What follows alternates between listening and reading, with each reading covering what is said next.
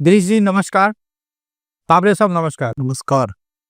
बहुत बहुत धन्यवाद आप लोगों का कि आपने समय दिया हमारे इंस्पायर इंडिया नाउ टीम को। जैसा आपको मालूम है इंस्पायर इंडिया नाउ का गिरीश भाई पूरा जो पर्पज है, पूरा पर्पज है भारत के उन महापुरुषों, उन नायकों की कहानी विज्ञान में, अध्यात्म में, समाज में और विकास में, जिन्होंने अपने मेहनत से, अपने कर्मों से समाज को, देश को, महाराष्ट्र प्रदेश को एक दिशा दिखाया है। उन तक जाने का, उनको समझने का, उसके बाद उनको समझ के उनको दिखाने का, उनको सुनाने का, उनको फ़ील कराने का, हमारी टीम ने जो डिफरेंट डिफरेंट आईआईटी से आई है, कुछ टाटा के लोग हैं, कुछ आईटीसी के लोग हैं, कुछ अपना करियर छोड़ के आए हैं। हमें इसकी ज़रूरत इसलिए पड़ी, दादा 2000 के बाद जो पैदा हुए बच्चे, जो भारत का भविष्य है, वो थोड़ा डिफ़ोकस है। थोड़ा ध्यान उसका टारगेट है आईफ़ोन, दूसरा टारगेट है उसका हाई यील्ड बाइक, तीसरा टारगेट है उसका महँगे टिकट्स, रॉक शो, ये शो, वो शो और गंदे कॉमेडी। पिछले 5-6 सालों से ऐसा है, माँ-बाप पे मज़ाक बनाना, धर्म पे मज़ाक बनाना, महापुरुषों पे मज़ाक बनाना, राजनेताओं पे मज़ाक बनाना, मतलब सस्ती लोकप्रियता। सो आपके पास मैं आया, आपका बहुत नाम सुना, आपको भारत सरकार ने पद्मश्री की उपाधि दी है और पद्मश्री की उपाधि बहुत बड़ी उपाधि है। भारत में अभी भी इसको उस तरीके से एस्टेब्लिश नहीं कर पाई। आज 80 साल होने जा रहे हैं सरकार को। हम पद्मश्री और पद्म विभूषण को वैसा एस्टेब्लिश नहीं कर पाए, जैसा मैग्सेसे, जैसा नोबेल एस्टेब्लिश है कि पाने वाले से ज़्यादा पाने वाले के साथ रहने वाले, उस शहर को, उस समाज को, उस वातावरण को प्राउड फ़ील होता है। आपको सेंटर में रख के मैं भारत सरकार से निवेदन करूँगा कि भारत सरकार इसके लिए वही व्यवस्था करे, जो व्यवस्था नोबेल पावर पाने के बाद, नोबेल पुरस्कार पाने के बाद, मैग्सेसे अवार्ड पाने के बाद लोगों को मिलता है। अब यहाँ हम आपसे एक चीज़ समझना चाहते हैं कि क्या ऐसा हुआ कि आपको स्किल जो भारत की पुरानी स्किल व्यवस्था थी, उसको नई व्यवस्था में लेके सिखाने की ज़रूरत पड़ी?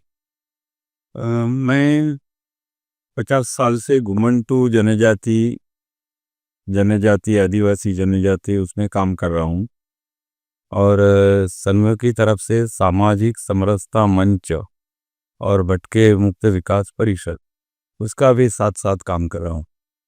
जब मुझे घुमंटू जनजाति और सामाजिक जो विषमता के रहे हुए है शिकार बन गए थे, उनमें काम करना शुरू किया और एक साथ ऐसा है कि स्कूल में लाना, जो स्कूल आजकल जिसे पूरी दुनिया भर के भारत भर में है, गवर्नमेंट का करिकुलम है। और मैं जब जनजाति में जाने लगा तो लोहार काम करने हैं, गाड़ी लोहार है या वैदू है, वनस्पति का ज्ञान है, पर्यावरण का ज्ञान है, उनको पकड़ के स्कूल में लाते हैं तो उनका ज्ञान खत्म हो जाता है और शुरुआत से फिर से उसको ज्ञान देना है। 12वीं तक सिर्फ अंक ज्ञान और अक्षर ज्ञान, ये दो ही कौशल्य आते हैं। 12वीं के बाद उसे कौशल्य सिखाना शुरू होता है। तो इनके यहाँ कुम्हार का बेटा है, वो अपने माँ बाप को देकर कुम्हार का मटका बनाना, ये विज्ञान की ही शुरुआत है। विज्ञान हाँ, वो कोई जात कास्ट सिस्टम नहीं है, वो विज्ञान की सिस्टम है। वो बनता है। लोहार काम है, उत काम है, कास्टिंग करने वाले हैं। जैसे झारखंड और छत्तीसगढ़ में जनजाति है मारिया गोंड, मिट्टी से कॉपर निकालते हैं, मिट्टी से लोहा निकालते हैं, मिट्टी से सोना भी निकालते हैं। छोटी छोटी लड़कियां भी वो काम करते हैं। जो पवई आईआईटी रुड़की आईआईटी में जाकर मेटालॉजी में पीएचडी कर कर आए हैं, उनको भी ये नहीं आता है। तो 25 साल की पढ़ाई में जो नहीं आता है, वो 1-2-4 साल के माँ बाप के साथ रह के वो पूरी की पूरी जानकारी अपनाता है। गिरीश भाई, आपका ये प्रयास इतना अच्छा है, इतना इंस्पिरेशनल है और आप 50 साल से कर रहे हो। इसके 100 सेंटर अब तक क्यों नहीं खुल पाए? इसका वजह यह है कि भारत भर में शिक्षा, अंग्रेजी शिक्षा लेना है, ये ही सबने तय किया है। अंग्रेजी शिक्षा, मातृभाषा में शिक्षा बोलते हैं, लेकिन मातृभाषा में शिक्षा नहीं है। मराठी में जो शिक्षा है, वो भी अंग्रेजी की तरफ से है। आपका जो शिक्षा है, आपकी शिक्षा आज सीखे और कल से कमाई चालू। आज सीखे मिट्टी से सोना बनाना, मिट्टी से पीतल निकालना, आज सीखे और कल से इनकम चालू। तो हम उसके 100 स्कूल क्यों नहीं खोल रहे हैं? नहीं, एक स्कूल चलाने के लिए इतना कठिन हो गया। जगह नहीं, जमीन नहीं है। जमीन ये हमारी है, लेकिन गवर्नमेंट इसको इमारत बांधने नहीं देता है। प्लान सैंक्शन करना है तो पैसा देना पड़ता है। सारी चीज़ें ब्लू लाइन है, ऐसे कई कानून है। शिक्षा देनी है तो नदी के किनारे पे देनी है। पुरातन काल से गुरुकुल नदी के किनारे पे है। यहाँ तो वैसे बाढ़ आती है, पानी ही नहीं है। जब बरसता है तो एक साथ बरसता है, बाद में 100-2-4 साल पानी नहीं रहता है। जब आपके जितना प्रभावी आदमी, इतना प्रभावशाली आदमी आपके बगल में आमदार खासदार बैठे हैं, ये महाराष्ट्र के स्टार प्रचारक साबले जी हैं। साबले जी, इस पे आप क्या कहना चाहेंगे? क्यों आपकी सरकार है, देश में भी है और प्रदेश में भी है। उसके बाद गिरीश जी जैसे समाज सेवी जो 50 साल से समाज कर रहे हैं और बहुत प्रभावशाली हैं। मैं अपनी आंख से देखा, इतना अच्छा, बच्चे खुश हैं, पढ़ रहे हैं, कोई दबाव नहीं है, सबके रूम खुले हैं। क्यों ऐसी प्रॉब्लम आ रही है? देखो, इन्होंने जो प्रयोग किया है ये नाविन्यपूर्ण प्रयोग। मैं ये पूछ रहा हूं, इनको प्रॉब्लम क्यों आ रही है? प्रॉब्लम जो ब्यूरोक्रेसी और जो कानून का जो बीच में हर्डल है। देखो, कानून इंसान के लिए है, इंसान कानून के लिए नहीं। अगर एक व्यक्ति संस्कारित होके अपना जीवन समर्पित करके अगर कुछ समाज के लिए कुछ करना चाहता है और कैसे करना चाहता है वो दिखाता है, यानी कि एक्शन है, केवल थ्योरी नहीं है, तो इसे एक्सेप्शनल केस मान के जो मंजूरी भाई देनी तो कुछ मांग ही नहीं रहे हैं, जमीन उनकी है, स्कूल चला रहे हैं। और जैसा गिरीश भाई ने बताया कि पूरे भारत के 50,000 साल के इतिहास में सारे स्कूल नदियों के ही किनारे हैं, सारे स्कूल नदियों के किनारे हैं। पूरे वर्ल्ड की जो वसाहत है ना, वो नदी किनारे ही बसी हुई। तो आप क्यों रोक रहे हैं पूना में? तो पूना में नहीं, ये जो कानूनी जो पूना के तो प्रभारी है, कानून बदलवा सकते हैं। वही तो मैं बात कर रहा हूँ कि कानून में जो अड़चने हैं वही अड़चने को दिखा के इसका जो सही विकास और सही विस्तार, यही बाधा बन रही है ये कानूनन। गिरीश भाई, हम और साबले साहब आपके साथ मिलकर इस लड़ाई को लड़ेंगे। ये कोई कानूनी बाधा नहीं है। सारे होटल आज भी नदियों के किनारे ही बन रहे हैं, सारे रिसोर्ट, सारे पब, स्पा सब नदियों के किनारे बन रहे हैं। पूरा जुहू, पूरा वर्ली नदियों के किनारे, समुद्र के किनारे बना। ये कोई परेशानी नहीं, सिर्फ बहानेबाजी है। आपके साथ हम मिलके इसको मजबूत तरीके से उठाएंगे, क्योंकि आप जो काम कर रहे हैं वो काम में आज सीखा और कल से इनकम चालू है। और जो सबसे बड़ा, इस देश की सबसे बड़ा शिक्षा पद्धति का प्रॉब्लम है। पढ़ने के बाद अभी आपने देखा होगा टीवी में और सारे सोशल मीडिया पे वायरल हुआ, दिल्ली यूनिवर्सिटी की एक लड़की 2 साल की टॉपर है, उसको कोई भी जॉब नहीं मिला, 6 महीने हो गए कोई जॉब नहीं मिला। क्यों नहीं जॉब मिल रहा? क्योंकि वो टॉपर है, उसने सारा समय सिर्फ किताब में लगाया है, उसको बाहर का कुछ नहीं आता है, कोई उसको नौकरी देने को तैयार नहीं है। इसके एवज में मैंने आपके विद्यालय में देखा, जितने बच्चे हैं बाहर निकलते ही उनको काम मिलेगा। अभी गणपति आ रहा, तो गणपति में अगर उन्होंने 50 मूर्तियां बना ली तो उनको 5 लाख रुपया मिल जाएगा। अभी जितने आपने मेटल के बनाए हैं उन सब की डिमांड है बाजार में। बम्बो का, बांस का बना रहे हैं, उनका सबका डिमांड है।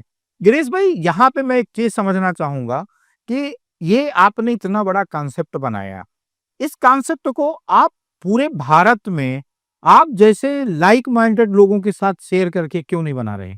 ये पहला प्रयोग था जो विरोध मैकॉले सिस्टीन इतनी बसी है, छोटे से छोटे सब्जी बेचने वाली है, उसके मन में भी अपना बेटा बेटी अंग्रेजी सीखेगी, डॉक्टर बनेगी, वकील बनेगी, इंजीनियर बनेगी।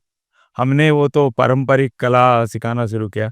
अभी-अभी 10 साल हो गए कि अभी लोगों के मन में, यहाँ जितने सारे इंटरनेशनल स्कूल है, वहाँ के बच्चे, माता-पिता, टीचर्स ये देखने आते हैं कि ये कैसा स्कूल है।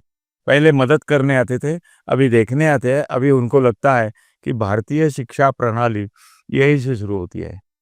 गिरीश भाई, जो पूरा हम आपका एक्सपीरियंस देखें, भारत सरकार का रिकग्निशन देखें, बट ये पूरा होने के बाद हमको लगता है ये स्कूल भी पिछले 10 साल से आप चला रहे हैं। कितने साल हो गए? 19 साल हो गए। 20 साल हो गए आपको स्कूल चलाते। 20 साल में एक स्कूल बना और ये स्कूल इतना अच्छा बना है कुछ कहने के नहीं। इसके एवज में मेरे दोस्त हैं, वो मदर प्राइड शुरू किया था उन्होंने 96 में, एक स्कूल से 25,000 रुपए से। आज उनके पास 1500 स्कूल हैं। दिल्ली में उनके पास 400 स्कूल हैं। एक तरफ एक आदमी जो आप जैसा कर्मठ भी नहीं है, आप जैसा सिंसियर भी नहीं, आप जैसा ईमानदार भी नहीं, फिर भी 1500 स्कूल बना दिया। आपके साथ में इतने महाराष्ट्र के स्टार प्रचारक बैठे हैं, आमदार बैठे हैं, सरकार आपके पास है। मैंने देखा अभी महाराष्ट्र के मुख्यमंत्री आपके स्मारक का, चापेकर बंधु स्मारक के जिसके आप प्रेसिडेंट हैं, वहां उद्घाटन करके गए। फिर भी ये क्यों नहीं हो पा रहा? क्यों भारत के 30 करोड़ जो यूथ हैं इससे वंचित हैं? ये बात क्यों नहीं उन तक पहुंच रही? अभी वो आगे यहाँ भी आके गए। अच्छा, फडणवीस और अजीत दादा जो है, दोनों जगह आके गए। उनको लाने के लिए इतना प्रयास पड़ा। वो अब आके गए, उन्होंने देखा और कहा कि हम आपको जमीन दे देंगे और बड़ा करें। वो उन्होंने इसको मान्यता दे दी। जो हम सिखाते हैं वो करिकुलम में नहीं है, गवर्नमेंट का जो पुराना करिकुलम है इसमें नहीं है, लेकिन नई शिक्षा नीति जो आई है उसमें ये पूरा का पूरा है। इसलिए अभी यूनिवर्सिटी है, एसएनडीटी है, पुणे यूनिवर्सिटी है, अमरावती है, बॉम्बे यूनिवर्सिटी है, वो सारे वहाँ के कुलगुरु यहाँ आकर देख के गए हैं कि वो चाहते हैं कि ये शिक्षा जो है उसी तरीके से वहाँ करेंगे। कुछ कठिनाइयाँ उनमें है कि ये पढ़ाई कैसी होगी, कैसे करेंगे। वो भी हमने उनको दिखाया है कि हम पारंपरिक कलाकारों को यहाँ लाते हैं। जैसे मधुबनी है, मधुबनी से कलाकार आते हैं और 2 महीने यहाँ रहते हैं, बच्चे और लड़के लड़कियां उनके साथ में रहकर। मैं आपको एक सलाह दूं, जैसे आईआईटी है या जैसे एरोनॉटिक्स इंजीनियर है, आप मांग करो सरकार से कि हर कॉलेज में, हर यूनिवर्सिटी में एक स्पेस आपको दे दें। वो स्पेस हम आपके नाम से, गिरीश प्रभु ने शिक्षालय उतना बना दें और उस पोर्शन में हम रोज 3 घंटे ये शिक्षा दें, जिसमें ऑप्शन दे दें मेटल, क्राफ्ट, मधुबनी और 5 भाषाएं। और धीरे धीरे क्या होगा कि 4-5 साल में हमारे पास इतने ज्यादा स्टूडेंट हो जाएंगे कि आपकी यूनिवर्सिटियां बनने लगेंगी। यूरोप में, यूएस में, चाइना में ऐसे ही होता है। जो आप जैसा महान आदमी कोई कल्पना करता है, उसको डिफरेंट यूनिवर्सिटीज में छोटा छोटा हिस्सा दे देते हैं और वहां से 4-5 साल में यूनिवर्सिटीज बनने लगती है और फिर वो सीरीज ऑफ यूनिवर्सिटी बन जाती है और पूरी दुनिया के शिक्षा का, पूरी दुनिया के एक्सपीरियंस का सेंटर बनती है। रही बात धन जुटाने की, धन जुटाना गिरीश भाई बहुत आसान है। सिर्फ आपको एक फॉर्मेट में आना पड़ेगा। धन आपके रास्ते का बाधा नहीं बन सकता। बाकी कोई भी बाधाएं हो, धन बाधा नहीं बन सकता। क्योंकि अगर आप पिछले 30 सालों में हिंदुस्तान में देखे होंगे तो नारायण मूर्ति ने 12,000 रुपए से 20 लाख करोड़ की कंपनी बनाई, जहां 13 लाख आदमी काम करते हैं। धीरूभाई अंबानी ने 500 रुपए से 40 लाख करोड़ की कंपनी बनाई, जहां 22 लाख आदमी काम करते हैं। सो वो कोई बाधा नहीं है। मैं आपसे समझना चाहता हूं कि इतना करने के बाद भी जो समाज आपने देखा था 50 साल पहले, आपसे बात कर रहा था तो मेरे समझ में आप एक समाज देखा था जहां पे बहुजन, ब्राह्मण, मराठा सब एक साथ रहेंगे। बट अभी महाराष्ट्र के चुनाव से मैंने पहले देखा कि मराठा दलित का विरोध कर रहा है, दलित का विरोध पिछड़े कर रहे हैं, पिछड़े उसका विरोध कर रहे हैं, ब्राह्मण का विरोध कर रहे हैं, ब्राह्मण दलित का विरोध कर रहे हैं। क्यों नहीं इकट्ठा हो पा रहा? एक तो महाराष्ट्र की सामाजिक परंपरा जो है, वो थोड़ी अलग से है, पूरे भारत में अलग है, महाराष्ट्र में अलग है। महाराष्ट्र में मिशनरियों का काम अंग्रेज जब आए तब से शुरू है।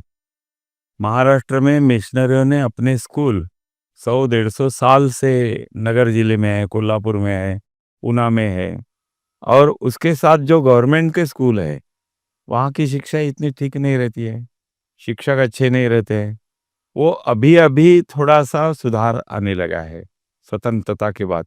स्वतंत्रता के पहले जो स्कूल थे, वो मिशनरियों के अनुकरण करने वाले स्कूल थे। तो मिशनरियों का स्कूल जो है, वो आज भी है, वहाँ क्रिश्चियन धर्म का ज्ञान देते हैं, बाकी शिक्षा के साथ-साथ। मदरसों में इस्लाम का ज्ञान देते हैं, बाकी शिक्षा होती है या मुझे मालूम नहीं। लेकिन मराठी स्कूल जो है महाराष्ट्र के, वो मैकॉले ने जो लाया है, मैकॉले ने संस्कृति से, भारतीय संस्कृति से काट कर, मूलिया जो है वो काट कर उसको हम ज्ञान देंगे, 100 साल में वो अंग्रेज बनेंगे। 100 साल में ये अंग्रेजी शिक्षा जो मातृभाषा में शुरुआत में थी, वो अभी अंग्रेजी में परिवर्तित हो गई है। महाराष्ट्र में गांव-गांव में अभी अंग्रेजी मॉन्टेसरी बालवाड़ियाँ है। तो ये स्वतंत्रता के बाद मराठी शिक्षा को आगे जाना चाहिए, तो वो नहीं हो गया। इसलिए ये कारीगिरी जो है, परंपरा जो है, ये सारी शिक्षाएं मातृभाषा में है। कर्नाटक में कारीगिरी वो मातृभाषा में, गाड़िया लोहार है, वैदू है, ये सारे जो है वो अपनी भाषा में पढ़ाते हैं, तो बच्चे तुरंत कारीगर बन सकते हैं। अंग्रेजी पढ़कर भी वो 12वीं में 90% नहीं लेते हैं। 90% यानी डॉक्टर है, जो कोई डॉक्टर, डॉक्टर का बेटा डॉक्टर नहीं बन सकता है। पहली से 12वीं तक उसे 90% मार्क मिलेंगे, और वो उसके पास पैसा रहेगा और वो मेडिकल में जाएगा तो डॉक्टर होगा। लेकिन पारंपरिक डॉक्टरी में, वैद्य में, बेटा पिताजी के साथ काम करेगा, और जब वो 15-16 का होगा, वो पूरी जानकारी उसे वैद्य की रहेगी। तो ये परंपरागत शिक्षा सबको साथ में लेकर जाने वाली है।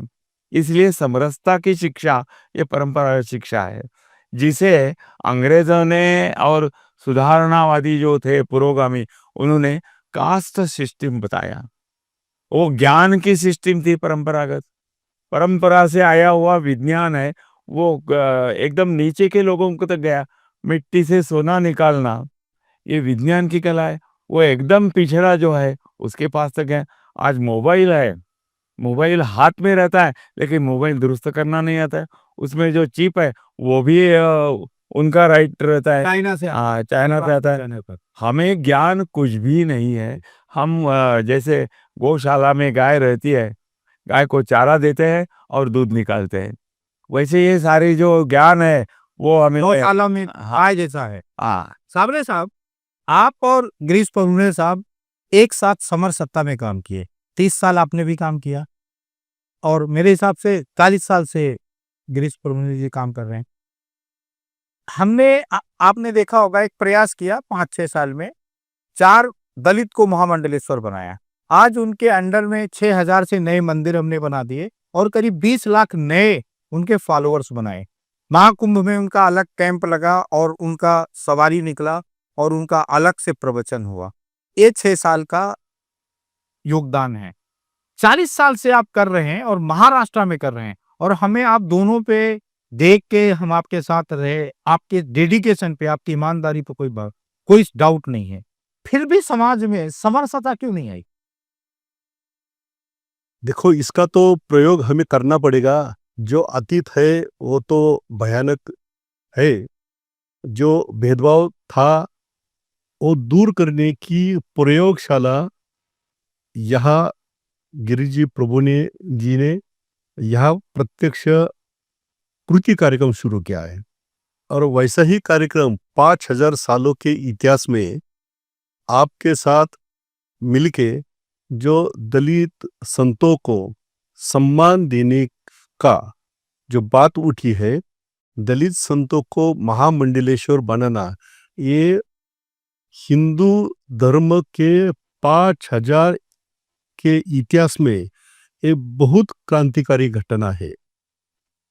जैसे वाल्मीकि जी ने रामायण लिखा, वो भी ब्राह्मण नहीं थे, लेकिन साबले साहब एक चीज आपको बताना है, कोई भी जो ऋषि है वो ब्राह्मण नहीं है, बराबर है। कोई ऋषि ब्राह्मण नहीं है।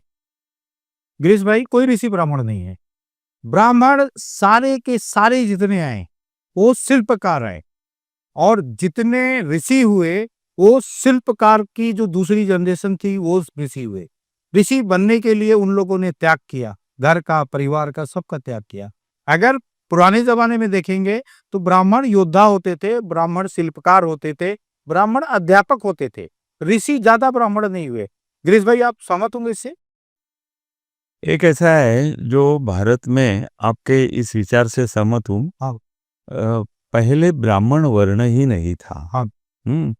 पहले शूद्र वर्ण ही था, यानी 1,00,000 साल पहले कोई ज्ञानी नहीं था, तो शूद्र ही थे।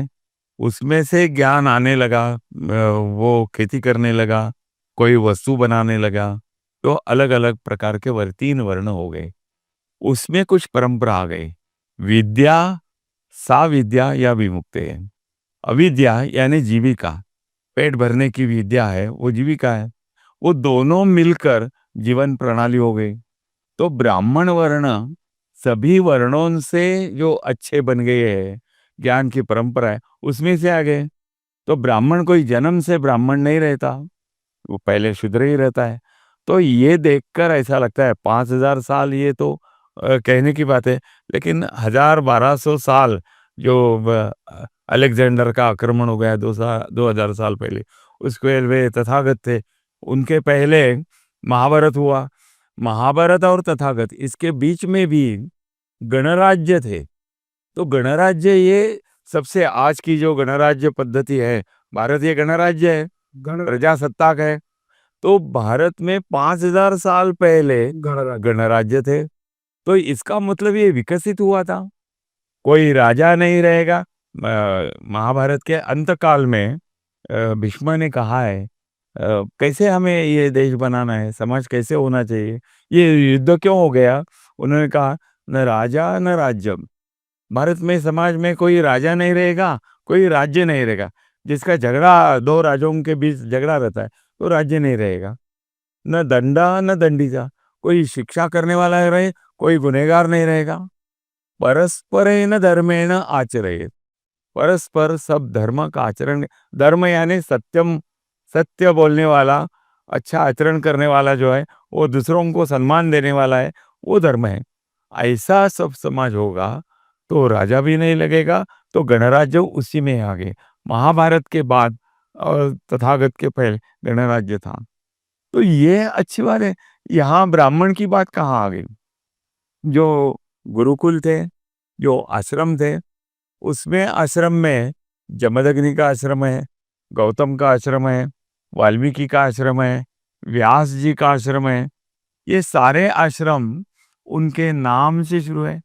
उनके यहाँ अलग अलग परिवार से, अलग अलग कास्ट के, अलग अलग वंश के, पूरे विश्व से विद्यार्थी आते थे। जब वहां से पढ़कर जाते थे तो जमदग्नि के यहाँ जो पढ़ा है वो जमदग्नि गोत्र का हो गया। अत्रि के यहाँ जो पढ़ा है वो अत्रि गोत्र का हो गया।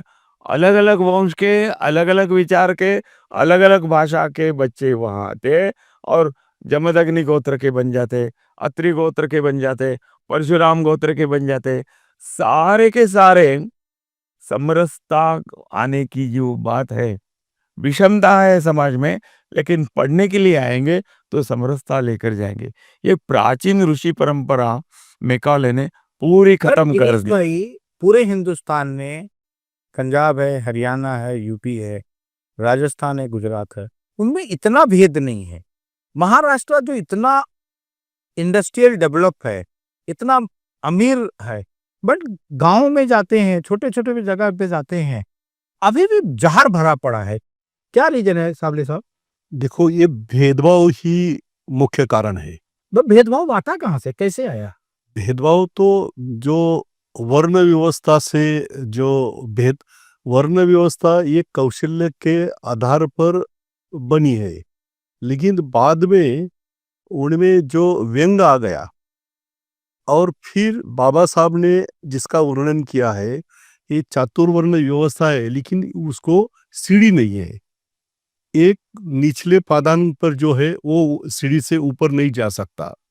तो बाद में व्यंग आने के बाद जो व्यवस्था बिगड़ी है, उसके कारण विषमता और भेदभाव पैदा हुआ, और उस भेदभाव को हवा देने की बात जब ज़्यादा चली, उसके कारण महाराष्ट्र का वातावरण कलुषित हुआ।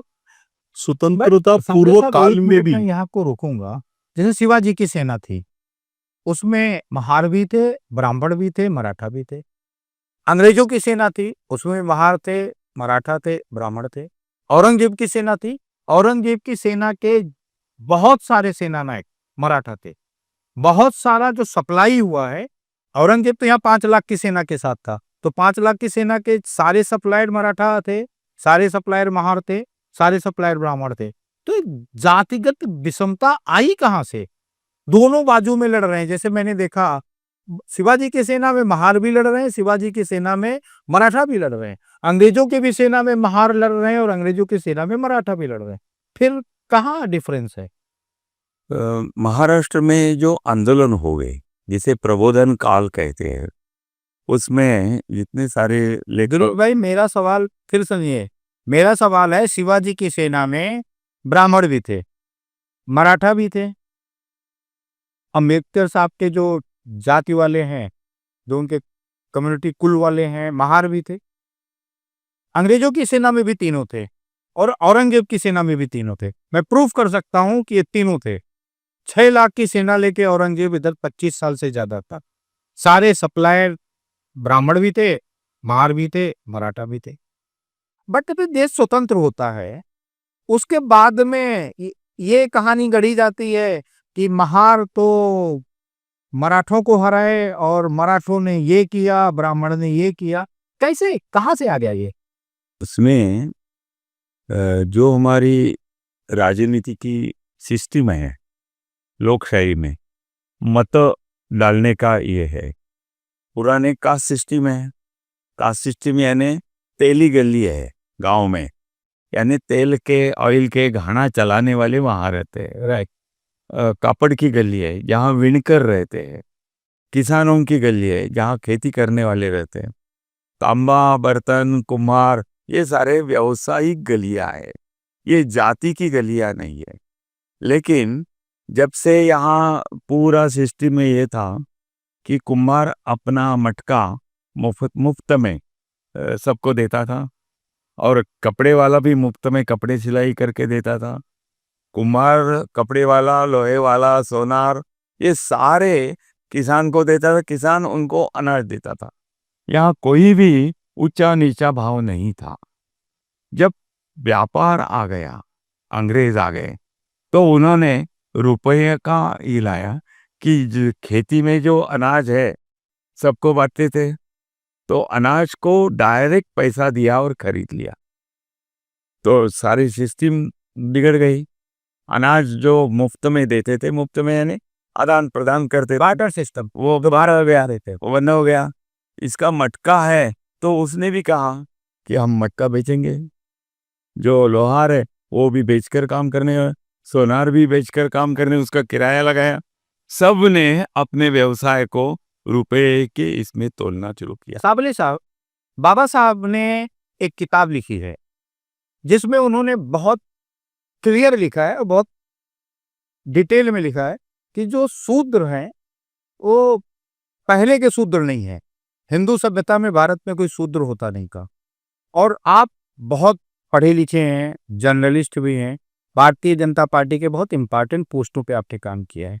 इस समय आप भारतीय जनता पार्टी के चुनाव में स्टार प्रचारक थे। कहाँ चूक हो गई है या कहाँ गलती हो रही है कि हम ये बात लोगों को बता नहीं पा रहे? ये इस समय की राजनीति है। जो अतीत में था, स्वतंत्रता के बाद संविधान के आधार के साथ समतामूलक समाज की निर्मित, ये संविधान का सेंटर पॉइंट रहा। उसी के मुताबिक स्वतंत्रता, बंधुता, स्वातंत्र्य, इसका तत्व लिया गया, लेकिन राजनीति के कारण साबले साहब जो छुआछूत है, छुआछूत तो इवन मराठा में है, दलित में अति दलित है, पिछड़े में अति पिछड़े है, तो ये ब्राह्मणवादी कैसे हो गया? और ये जो ब्राह्मणवादी शब्द आया, ये कौन सी किताब में है? मतलब वेद में लिखा है, ऋग्वेद में लिखा है, उपनिषद में लिखा, अरण्यक में लिखा है, या किस में लिखा है? वेदांत में लिखा, कहाँ लिखा है ये ब्राह्मणवादी वर्ड कहाँ से आया? नहीं, ब्राह्मणवादी वो वर्ड तो वहां तो नहीं आया है, कहाँ से मिला? मतलब पहली बार कहाँ से मिला? लेकिन ब्राह्मण्यवादी जो सोच है, यानी कि उनको बात करनी है जो मनुवादी, वो ब्राह्मणवादी। मैं वापस में पूछा, मनुवाद किस किताब से है? मनुवाद तो किसी किताब में नहीं है, फिर वेद में नहीं है, उपनिषद में नहीं है, आपने जितने भी जिक्र किए उस किसी में नहीं। मनु के इसमें मनुवाद खराब था, तो भारत के संविधान में 40 से ज्यादा श्लोक मनुवाद से क्यों दिए गए? क्यों सारे लोग अपना भाषण मनुवाद के श्लोक से शुरू करते हैं?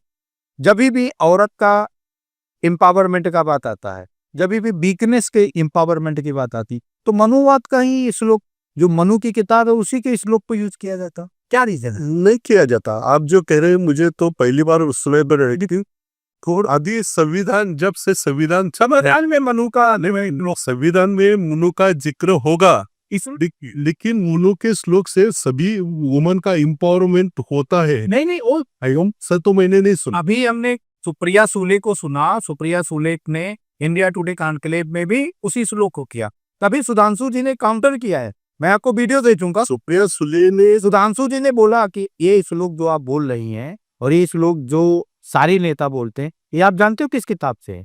तो उन्होंने बोला नहीं, मेरे को नहीं मालूम। बोले ये मनु की किताब से है।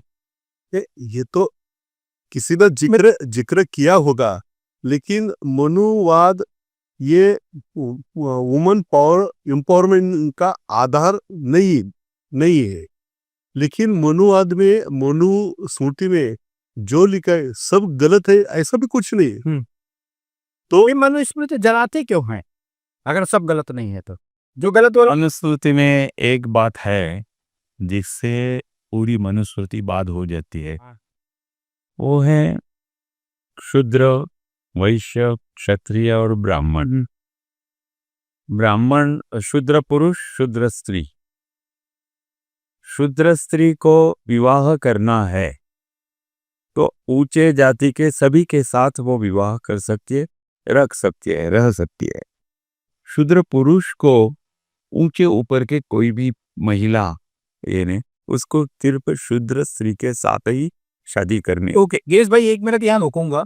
अभी जब आप शुरू में बता रहे थे कि आपकी जाति व्यवस्था में, और बाबा साहब की किताब में भी मैंने पढ़ा कि जो जाति व्यवस्था थी वो कर्म प्रधान थी, जन प्रधान ही नहीं थी। मतलब अगर आप 1100-1200 ईस्वी से पहले देखें तो हमारी जो जाति प्रथा थी वो बहुत फ्लेक्सिबल थी, बहुत फ्लेक्सिबल थी। चंद्रगुप्त मौर्य पिछड़े से थे, राजा बने। हर्षवर्धन बनिया थे, राजा बने। कोई दलित था, राजा बना। पुष्यमित्र शुंग ब्राह्मण था, राजा बना। कोई जाति व्यवस्था नहीं थी। कर्म के आधार पे जो आता था, जो जैसा करता तो वैसा बन जाता था। बौद्ध महात्मा, बौद्ध क्षत्रिय थे, उन्होंने ब्राह्मणों का दायित्व निभाया। महावीर जैन, वो जैन थे, क्षत्रिय थे, उन्होंने ब्राह्मणों का धर्म निभाया।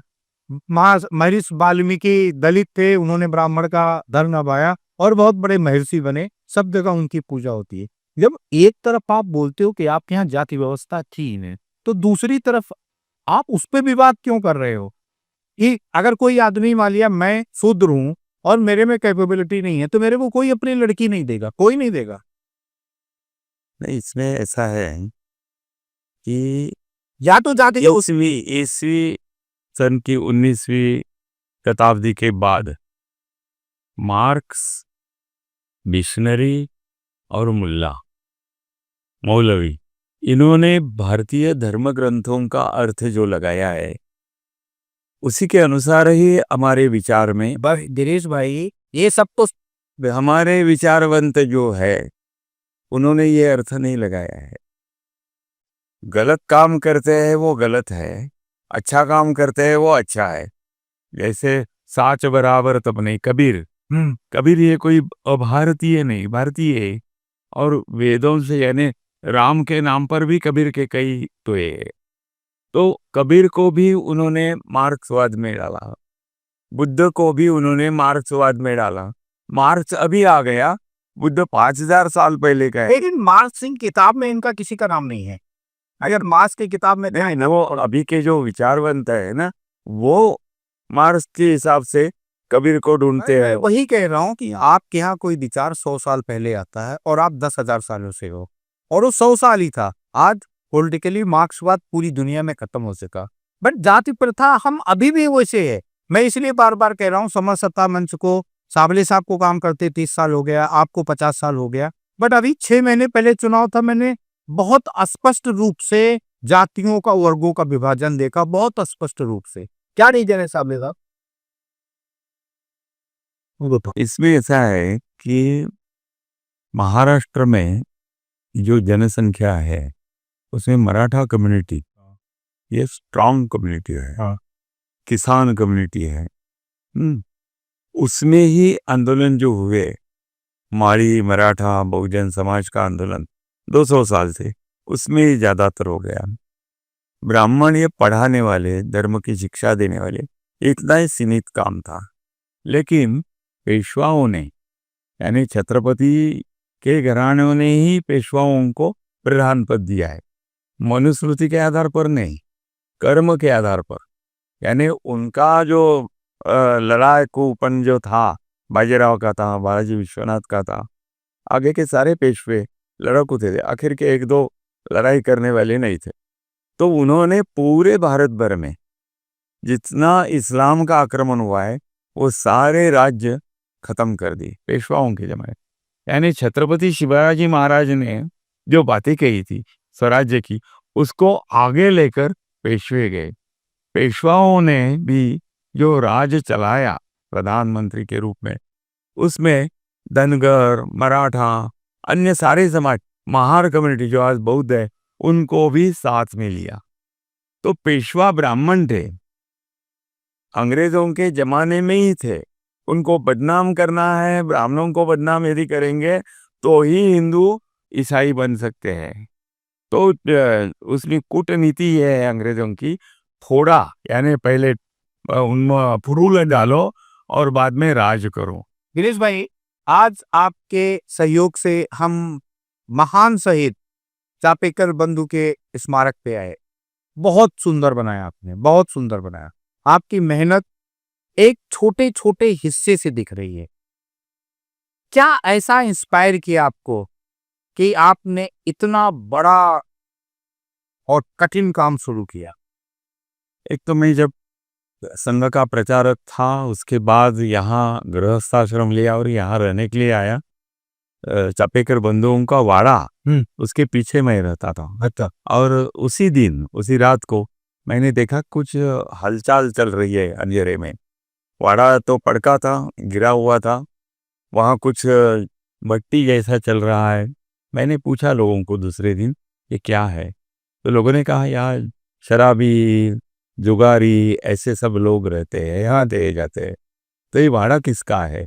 उन्होंने बोला चापेकर बंधुओं का है। मैंने पूछा कि चापेकर बंधु जो क्रांतिकारी थे वही? हाँ वही। तो ये कैसे आ गए? वहीं से मेरे मन में आ गए जो हम बचपन से नमस्ते सदा वत्सले मातृभूमि, हाँ। और आखिर में परम वैभव ने तुम्हें तत्सराष्ट्र में कहते। तो चापेकर बंधु ब्राह्मण है, चित्पावन ब्राह्मण है, घर के 3 बंधु फांसी पे गए हैं। ऐसे होते हुए भी ये वाड़ा की स्थिति ये हो गई, इसका मतलब समाज में बिगाड़ आ गया है। ब्राह्मण गली है, वो ब्राह्मण लेन है। अच्छा, लेन भी ब्राह्मण? हाँ, ब्राह्मणों की है, सारे ब्राह्मण ही रहते हैं। तो उनके विचार में भी गिरावट आ गई है। यहाँ से आपको प्रेरणा मिला? हाँ, तो वो मुझे ध्यान में आ गया। तो संघ की शाखा सबको साथ में लेकर काम करने की है, हिंदुत्व की है, तो यहाँ से काम करना शुरू करना चाहिए। वो मैंने वहाँ से शुरू किया। तो पहले क्या किया, मैंने शुरू किया तो झगड़े हो गए, काफ़ी मारपीट हो गई हमारे ऊपर, पत्थर फेंके गए। वो वाड़ा के यहाँ हमने संभाजी महाराज के प्रतिमा लगाई थी, चापेकर बंधुओं की प्रतिमा लगाई थी, सावरकर बंधुओं की प्रतिमा लगाई। इंदिरा गांधी को अरेस्ट हो गया तो वाड़ा के ऊपर योग कांग्रेस ने हमला किया और सारे प्रतिमाएं तोड़कर कुचल दिए। तो शिवाजी महाराज, संभाजी महाराज, सावरकर, सबको उन्होंने तोड़ दिया। उसकी कुछ फोटोग्राफ होंगी, फोटो उसी समय इतना ये नहीं मतलब था, तोड़ने का फोटो नहीं था। लेकिन पुलिस कंप्लेंट हाँ। की थी। दूसरा गिरीश भाई, चापेकर बंधु का बहुत नाम लिया जाता है रेंस के हत्याकांड में। ये क्या था और क्यों मारा उन्होंने? एक तो 1857 के बाद कुछ साल बीत गए, अंग्रेजों ने अपनी पकड़ पक्की कर दी भारत में। सारा व्यापार, सारी शिक्षा नीति, सब कुछ उनके हाथ में है। न्यायालय उन्होंने बनाए, रेल आ गई, तो सारा का सारा मामला उनके हाथ में आ गया। सोने की चिड़िया उन्होंने अपने इसमें बंद कर दी। तो चापेकर बंधु जब आ गए, वो अपने माता पिता को और दादा नानी को लेकर काशी यात्रा गए, तो उन्होंने सभी जगह अंग्रेजों के जुल्म देखे, अत्याचार देखे, और उनके मन में आ गया कि ये अंग्रेजों को हटाना चाहिए। तो उन्होंने कई लोगों के पास गए, शाहू छत्रपति के यहाँ गए, बड़ौदा नरेश के यहाँ गए, काशी नरेश के पास गए, लेकिन किसी ने भी उनको ये नहीं किया। उलट उनको कह दिया कि आप ब्राह्मण हैं, पूजा पाठ करो, ये लड़ाई वगैरह अंग्रेजों के खिलाफ ये हो नहीं सकती, आप मर जाओगे। तो उन्होंने पूना में और चिंचवड़ में या धनेश्वर में सभी जनजाति, सभी जाति के लोगों को, तरुणों को इकट्ठा किया, 300 साढ़े 300 को पढ़ाकर ये किया। ये तो ये उनकी प्रेरणा थी। दूसरी प्रेरणा ये थी कि वैचारिक वो शिवाजी महाराज के बहुत भोक्ता थे और प्रभाव शिवाजी महाराज का था। उन्होंने कई प्रकार के पोवाड़े, कविताएं उनके ऊपर लिखी थी, और वो भी उन्होंने तिलक जी के एक कार्यक्रम में उनको सुनाई। या भाषण करने से कोई अंग्रेज नहीं जा सकता है। शिवाजी और बाजीराव जैसा तल हाथ के ऊपर सर लेकर जो काम करेगा तो ही अंग्रेज जाएंगे। तो तिलक ने क्या बोला उस पे? तिलक ने उनको कहा कि आप भी बातें कर रहे हैं, अच्छा, आप बातें कर रहे हैं, नहीं तो ये रैन जिंदा नहीं रहता। हाँ। तो कुछ करना है तो आ जाओ। तो उसके बाद ये सारा उन्होंने 1890 के बाद उन्होंने ये कर दिया। चापेकर बंधु विज्ञान के भी बहुत फॉलोवर थे, और उन्होंने सुना कि लिथोग्राफिक, मतलब यहाँ पे प्रिंटिंग प्रेस भी लगाए। उसी समय उनके नाना यानी पिताजी के पिताजी, वो पूना के कॉलेज से, इंजीनियरिंग कॉलेज से ग्रेजुएट बनकर आए थे। तो ये उसी समय के जितने 10-12 पूना के प्रमुख लोगों के बेटे वहाँ पढ़े। तो उन्होंने घर में ही उसी समय का सबसे अच्छा उद्योग प्रिंटिंग का, वो यहाँ लिथो प्रेस लगाया। उसमें भी वासुदेव बलवंत फड़के जी ने अपने हाथों से जो गुरुचरित्र लिखा था, उसका भी प्रिंटिंग यहाँ किया है। तो काफी प्रकार, 4 ही प्रेस थे महाराष्ट्र में। एक राजा रवि वर्मा का मड़ौली में था, लोनावले के नजदीक, एक चिंचवड़ में था, और एक बम्बई में था, निर्णय सागर के यहाँ। तो ये चापेकर बंधुओं का आधुनिक रूप था, लेकिन तो भी अपने बेटे का यानी अपने पिताजी का, हरिभाऊ जो चापेकर बंधुओं के पिताजी है, उन्होंने देखा कि वो अंग्रेजी पढ़ने के बाद वो चल विचल होते हैं, ये व्यवसाय किया, वो किया, वो, और सब में उनको यश नहीं मिला। तो उन्होंने कहा अपने बेटों को, 3 बेटों को, कि अंग्रेजी पढ़ने से अपना काम नहीं बनेगा। तो उसी समय ये बातें होती थी कि अंग्रेजी भाषा जो पढ़ेगा वो सिंह जैसे डरकाई ये करेगा, गुलामी को छोड़ देगा। दामोदर चापेकर ने कहा है कि अंग्रेजी भाषा ये सिंह वाघ की डरकाई नहीं है, वो पुतना मौसी का मायावी दूध है कि राक्षस पैदा करे। हाँ, वो गुलामी पैदा करेगा। अच्छा, तो राक्षस नहीं, गुलामी। हाँ, गुलामी पैदा करेगा। अब एक बात मेरे को बतावें कि द्रविड़ भाइयों की हत्या क्यों की? ऐसे द्रविड़ बंधु जो थे, हाँ, वो उनके जो चापेकर क्लब उन्होंने बनाया था, जो व्यायाम करने का, बंदूक चलाने का, उसमें उन्होंने सहभाग लिया था। लेकिन थोड़ी देर के बाद उनको ध्यान में आया कि ये अपने बस की बात में उन्होंने छोड़ दिया। अच्छा, वो क्रिमिनल माइंड के थे, बम्बई के थे, ठाणे में गए। वहाँ उनको हुंडी जो ये रहता है आज के चेक धनादेश, वैसे हुंडी चलती, उसके ऊपर गलत साइन किया हाँ और हुंडी ये लिए तो उनको पकड़ के जेल में डाला था। तो जेल में रहते हुए भी उन्होंने गवर्नर, बम्बई का जो गवर्नर था, उसकी साइन करके एक ऑर्डर भेज दिया कि द्रविड़ बंधु निर्दोष है, उनको छोड़ दो। तो उनको छोड़ दिया था। गवर्नर जब देखने आए तो उन्हें पता चला कि उनको छोड़ दिया है, तो बोले हमने ये ऑर्डर नहीं दिया है। तो फिर से उनको पकड़कर पूना में जेल में रखा और जब रैन को मारा तभी पहले तिलक जी को पकड़ के जेल में डाला था और ब्रुइन नाम का जो अधिकारी था रैन के खून की जो चौकसी कर रहा था, उसको उन्होंने जेल में जितने सारे ये थे उसमें ये द्रविड़ बंधु भी थे। उनको पूछा कि किसी को मालूम है क्या किसने रैन को मारा है? तो रैन को मारने वालों को 10,000 इनाम मिलेगा और हम छोड़ देंगे। तो ये द्रविड़ बंधु आगे आ गए। द्रविड़ बंधु ये कर्नाटकी ब्राह्मण ही थे। चापेकर बंधु ये चित्पावन ब्राह्मण थे। वो क्रिमिनल थे, ये देशभक्त थे, हरि कथा सुनाने वाले थे, एकदम अच्छे वर्तन करने वाले ये तीनों भाई थे। लेकिन देश के, राष्ट्र के प्रति, धर्म के प्रति नितांत श्रद्धा थी, माता पिता के प्रति श्रद्धा थी। वो उन्होंने बताया कि मैं बताऊंगा, पहले वो आश्वस्त कर दीजिए कि हम आपको छोड़ेंगे और 10,000 आपको देंगे। वो लिख कर दिया। तो उन्होंने बताया कि चापेकर बंधु है जिन्हें पर्वती और चिंपड़ में रहते, वहाँ उन्होंने ऐसा एक सैनिक क्लब चलाया है कि जिसमें से लोगों ने ये किया है। तुरंत उनको पकड़ दिया क्योंकि चापेकर बंधु कहीं भाग नहीं गए थे, वही रहते थे। कर वो रैन को मारने के बाद मतलब वो कॉन्फिडेंट थे इतना कि कुछ होगा नहीं। कुछ होगा नहीं। तो इन्होंने बताने के बाद उनको दामोदर को अरेस्ट करके अंदर डाल दिया और इनको समझ में आ गया। और वो दामोदर को पकड़ने के बाद बालकृष्ण जो है मदला भाई, वो यहाँ से वेशांतर करके यहाँ से मातंग, महार, टकारी यानी घुमंटू जनजाति में जिनको क्रिमिनल कहा है वो टकारी बारामती के, यहाँ से बारामती गए, बारामती से हैदराबाद गए। यानी उनके जो सैनिक स्कूल था, जो क्लब था, उसमें इसी जाति के लोग थे। उन्होंने उनको हैदराबाद लेके गए। ये जो वासुदेव बळवंत फडके वो भी हैदराबाद गए थे उन्होंने अटैक करने के बाद।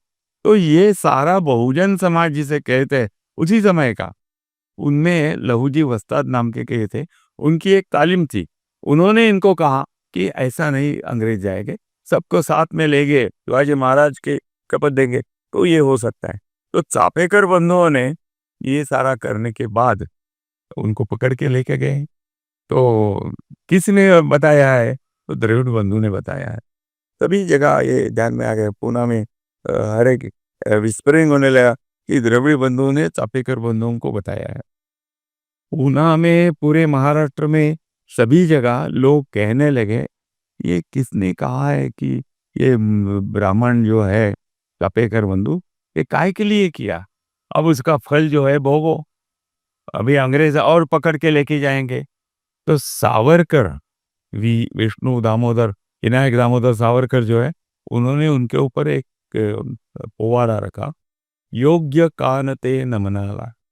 आप लोग कहते हैं कि ये बराबर नहीं किया, बराबर नहीं किया, ऐसे कैसे कहते हैं?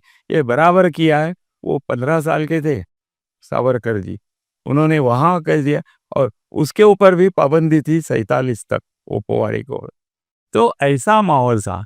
द्रविड़ बंधु ये गद्दार निकले, ये फितूर निकले, इसलिए ये दोनों, एक भाई भाग के दूर गया, ये छोटा भाई जो था, उन दोनों भाइयों ने इनको कहा था, छोटे भाई को, वासुदेव को, कि हम तो करेंगे, रैन को मारेंगे और हमें फांसी हो जाएगी, हम फांसी हो जाएगी, आप माता पिता को देखने के लिए इसमें शामिल मत हो जाओ, आप इसमें आना नहीं तो माता पिता के हाल बहुत बुरे हो जाएंगे।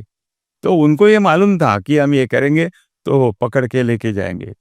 तो गद्दारी की इसने, द्रविड़ बंधु ने, इनको ध्यान में आ गया। उन्होंने दोनों भाइयों को जो शपथ दी थी, वचन दिया था कि मैं माता पिता को संभालूंगा, वो तोड़ दिया और रानड़े और वो और एक साठे ऐसे तीनों द्रविड़ बंधु के यहाँ गए जो छुटकर आए थे। एक ही दिन हुआ था, उसको बुलाया नीचे। पुणे में एक प्रसिद्ध खुन्या मुरलीधर मंदिर है, वहां उसको नीचे बुलाया और बोला कि तुझे बख्शिश चाहिए ना तो ले लो बख्शिश, ऐसे मार के बुलिया उतरा। साबले साहब, चापेकर बंधु, सावरकर जी, इतने बहुत सारे तिलक, बाबा साहब अम्बेडकर, महाराष्ट्र की मिट्टी ने बहुत सारे गौरवमयी विभूतियों को, महापुरुषों को जन्म दिया। फिर भी महाराष्ट्र अभी भी सेंटर है जाति है, क्या रीजन है? वो खत्म हो जाएगा। हम आशावादी है। कब? लेकिन कुछ डॉक्टर चापेकर बंधु स्मारक उसी की एक पहल है कि चापेकर बंधु का जो बलिदान है, ये बलिदान देश के लिए है, समाज के लिए है। रैंड बंधु ने जो अन्याय अत्याचार किया वो किसी एक जाति के ऊपर नहीं था, एक वर्ग के ऊपर नहीं था, पूरे समाज के ऊपर था। तो समाज का जो बदला लेना है और देशभक्ति जगाना है, वही काम चापेकर बंधु ने किया, वीर सावरकर जी ने किए, डॉक्टर बाबा साहब अम्बेडकर जी ने किया। तो ये जो अतीत है, जो उज्जवल अतीत है, वो स्मारक के माध्यम से हम आगे की जनरेशन को दिखाना चाहते हैं। जात पात विषमता भेदभाव खत्म कब? भेदभाव मुक्त समाज निर्मिति के दिशा में ये एक पहल है, एक कदम। 2028 तक हो जाएगा। देखो हो जाएगी, वो भी हो रहा है, बहुत सारा समाज इकट्ठा हो रहा है और तभी जाती है उनका। ये फडणवीस जो है और सारे संघ के कार्यकर्ता, उसमें काफी कार्यकर्ता दलित है, सारे प्रकार के कार्यकर्ता ये है। धन्यवाद गिरीश भाई, बहुत बहुत धन्यवाद। साबले साहब, बहुत बहुत धन्यवाद। धन्यवाद। आज आपके सहयोग से हम देश के, महाराष्ट्र के गौरव से मिले, उनके बारे में जाना, उनके बारे में समझा। एक बार वापस हम आप लोगों के साथ बैठेंगे और इस पे और एक विस्तृत चर्चा लेंगे। धन्यवाद। धन्यवाद।